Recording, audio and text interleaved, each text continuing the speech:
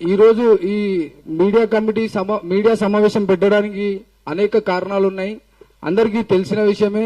తెలంగాణ రాష్ట్ర కుర్మ సంఘం తెలంగాణ మొత్తంలో ఎన్నికలు జరుపుతున్నారు. గత మార్చి 24వ తేదీ 2025లో ఒక జనరల్ బాడీ మీటింగ్ పెట్టి సభ్యత్వ నమోదు కార్యక్రమం చేపిస్తున్నామని చెప్పి ఎగ్గ మల్లేశం గారు మాజీ ఎమ్మెల్సీ వాళ్ళు చెప్పడం జరిగింది. చెప్పిన తర్వాత సభ్యత్వ నమోదు బుక్స్ అన్ని జిల్లాలకు పంపిస్తున్నామని చెప్పి వాళ్లకు తొత్తులుగా ఉన్న వాళ్ళకే వాళ్ళ కమిటీ సభ్యులకే కుర్మ సంఘం సభ్యత్వ నమోదు బుక్కులు పంపించి అక్కడ ఉన్న వాళ్ళతోటే కమిటీలు వేయించుకోవడం జరిగింది.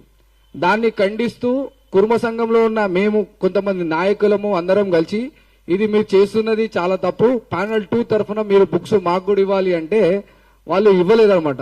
ఇవ్వకుండా నాంచుకుంటూ దాన్ని ఎవరికి పట్టి లేనట్టు వదిలేస్తే మా ప్యానల్ 2లో ఉన్న కొష్క శ్రీనివాసరావు, దేవర శ్రీనివాసు, నేను, మా చిల్లంపల్లి సురేష్ అన్న, మా వంశీ జక్కుల, మాజీ ఏజీపీ అడ్వకేటు రాకేష్ గారు, మరియు గొర్రెల కాపర్ల సంఘం మా జిల్లా అధ్యక్షులు, పాలమూరు జిల్లా అధ్యక్షులు మాదారం కృష్ణ గారు అందరం కలిసి హైకోర్టును ఆశ్రయించాం.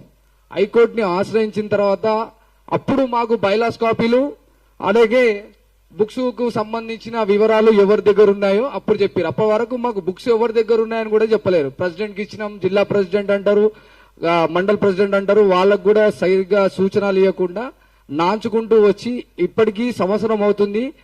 కొంతమందికి బుక్స్ కూడా రాలేవు. రీసెంట్ గా ఒక 1 month బ్యాక్ కూడా గౌలీపుర కుర్మ సంఘం నుంచి బుక్స్ అడిగితే వాళ్ళ మీద దౌర్జన్యం చేసి ఇక్కడ కూర్చున్న వారు వాళ్ళను పోలీస్ స్టేషన్ లో కంప్లైంట్ ఇచ్చి పోలీస్ స్టేషన్ లో కూర్చోబెట్టడం జరిగింది. ఇదంతా కుర్మ సంఘంలో ఎగ్గ మల్లేశం ఆడుతున్న నాటకం ఇది.